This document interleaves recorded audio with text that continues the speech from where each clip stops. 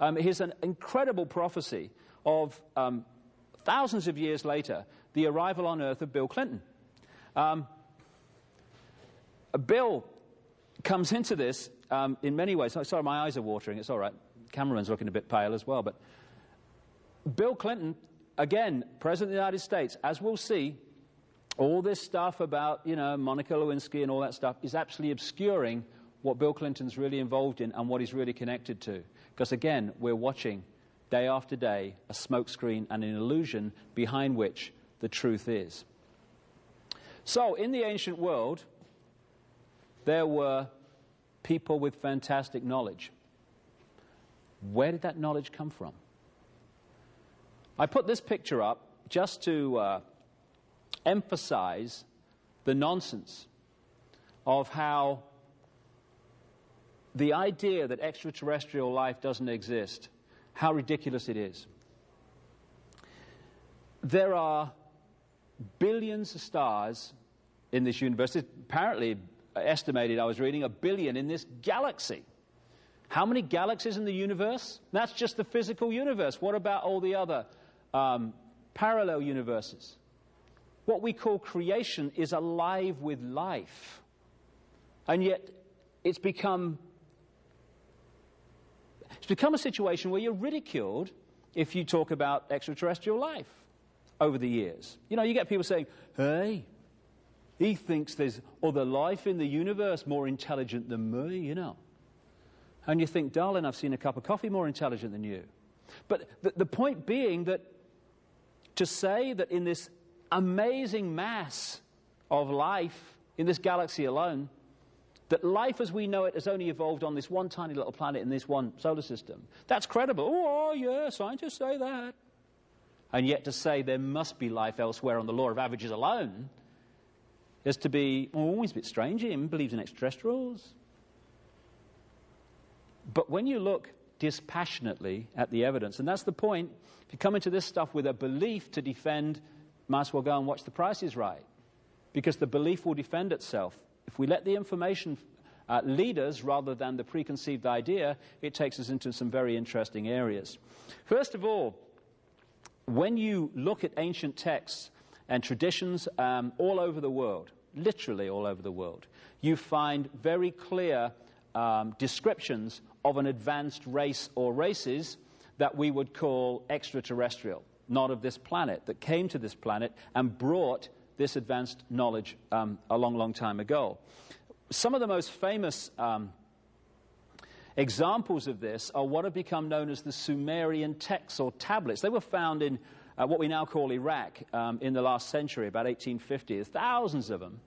And they've been translated by a number of people, most famously a guy called Zecharia Sitchin. People think he's the only one that's done it because of the publicity and stuff that he's got in his books, but many other people have done it, and actually have come to a slightly different interpretation than him. But the common theme of all of them is this, that a group which the Sumerian tablets, which were buried around 2000 BC, something like that, they talk about this group they call the Anunnaki. In Sumerian, those who from heaven to earth came, which is the basic translation, but those who came from the high place and down to the earth overall is the feel of it. The Anunnaki. And when it talks about these Anunnaki and the tablets and stuff, and here's an example of just one of the so-called cylinder seals that were found among them, depicting various things. There are some remarkable points and areas of text and evidence that you can see. First of all, there is remarkable knowledge in these texts of planetary, solar system, universal, astronomical knowledge that has only been confirmed in this century, and sometimes even more recently. In the text, for instance, they describe what Uranus and Neptune look like in a way that's only been confirmed in literally the last few years. They depict the solar system with planets that have only been found in the last century and the 20th century. How did they do that? What they say is the knowledge was brought by this Anunnaki.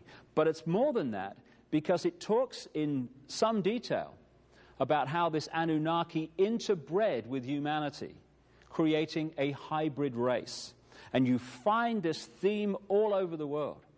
You find it in Genesis, in the Bible, which is a rewrite, when you do the research, of the Sumerian stories. So we get the theme of the sons of God who interbred with the daughters of men. But when you take that back to the Hebrew, just one step, you find that that phrase, sons of God interbred with the daughters of men, actually says sons of the gods interbred with the daughters of men. And every time in the Old Testament you see the word God, it's translated from a word meaning gods.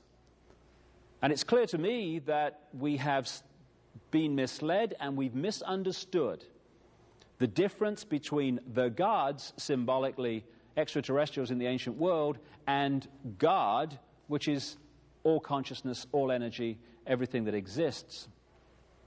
So these Sumerian tablets very much confirm this ancient race. Now, again, when you look at other cultures, you find the same stories in the ancient Hindu cultures, the Veda.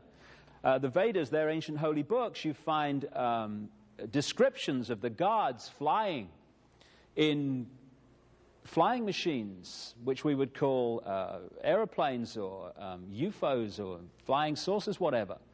And when you take the common theme around the world, it's very clear that in the ancient world was a race or races of very, very high technological knowledge. And this was the knowledge that built the pyramids. This was the knowledge that built all those ancient structures which conventional history and archaeology simply cannot explain. Now, this area here of what we call the asteroid belt would seem to be very, very significant. If you take Zecharia Sitchin's translation of the Sumerian tablets, the detail of which I have a problem with, I must say, here and there, they talk about, according to his translation, that a planet called Nibiru, the planet of the crossing in his translation of the Sumerian, came into this solar system a vast, vast amount of time ago. And one of its moons collided with a planet that was between Jupiter and Mars, and that created the asteroid belt, which just happens to be between Jupiter and Mars. That's one interpretation of what happened, but there are others, and I've come across a scientist, a friend in America, who's been researching all this for 30 years, and he is convinced from a large amount of different evidence that actually something different happened, not least because at a major corporation he used to work for, they did a study, the physicists at that corporation, into what must have happened to the solar system, because when you look at the planets and how they spin and how fast they spin and all this stuff, it's very clear that some major, major disruption has happened in this solar system. It's affected not just the Earth, but also the other planets. It's a major cataclysm. And they came to the conclusion, which basically supports the theme of a guy called Immanuel Velikovsky in the 50s, who was ridiculed for saying that what we now call Venus went through this solar system, devastated Mars, and almost destroyed the Earth. But these physicists are actually supporting the basis of that. What they believe as a result of their research is that the planet we now call Jupiter came into this solar system not that long ago, remarkably, 7,000 years ago maybe, something like that. 4,800 BC was the date that I was given for the window of time that it happened. And it collided with a planet that was in that area, and devastation unfolded, and the asteroid belt was the result. They also suggested that a great chunk of Jupiter, which is a colossal planet, of course, broke off and careered through this solar system and devastated Mars. Interestingly, the probes to Mars have suggested that the landscape of Mars is no more than 10,000 years old. So something certainly happened there that devastated it. And came close enough to the Earth and was caught in the Earth's field for a while, did a couple of orbits. And that orbit, when you look at the scientific suggestion of what that would have caused, starts to confirm some incredible legends, traditions, and oral and written evidence from the ancient world all over the planet that there came what the Bible calls the Great Flood. One of the things that this would have done, this pass by what we now call Venus, is to have created a 10,000-foot tidal wave. Interestingly, in the pre-flood world, since then, agriculture as we know it began at heights above 10,000 feet. Quite obvious why that would have happened in the scenario we're talking about.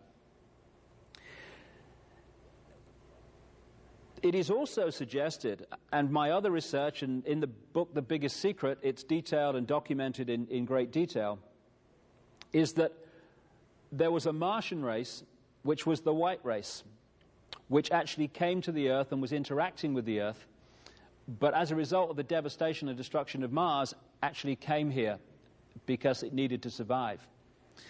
And this white Aryan Martian race based itself, and those that were here at the time of the cataclysm survived as a result of going into the high places in the Near East, what we now call Turkey, Caucasus Mountains, Iran, and that sort of area. And the amazing culture that appeared there, and I'll come to that in a second, was the result of this knowledge. This is another map of Europe and North America. Again, I'm talking about a cataclysm here, maybe about 4,800 BC, but there have been many of them. When you look at the geological and biological records, it's very clear this planet has had many cataclysms. Just talking about one. Earlier, around 13,000 years ago, there was clearly another.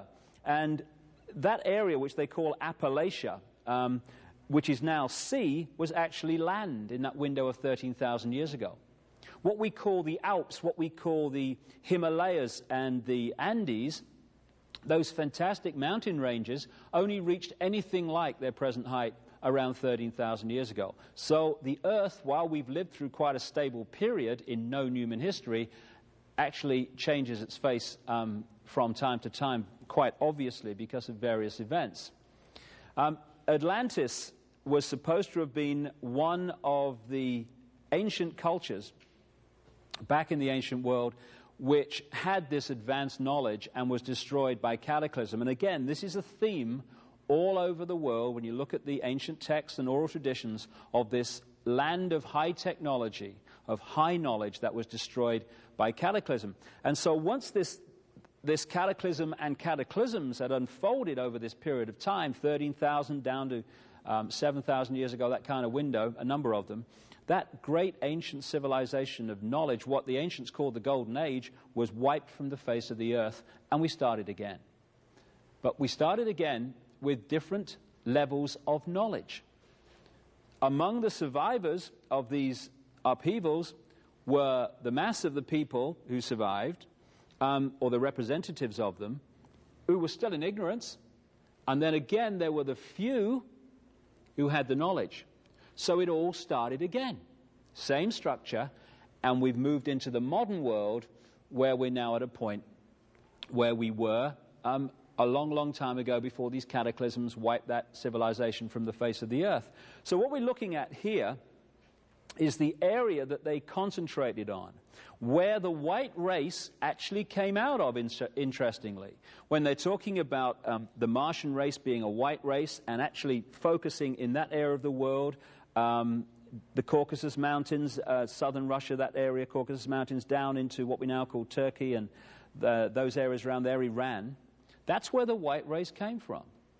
The actually original name of Iran translates as land of the Aryans. When you look at the Hindu culture in the Indus Valley, which was one of these cultures, again, that spontaneously emerged with advanced knowledge, even conventional history accepts that that culture, the Vedas and the structure of the Hindu religion, etc., was taken into the Indus Valley by an Aryan white race from the Caucasus Mountains.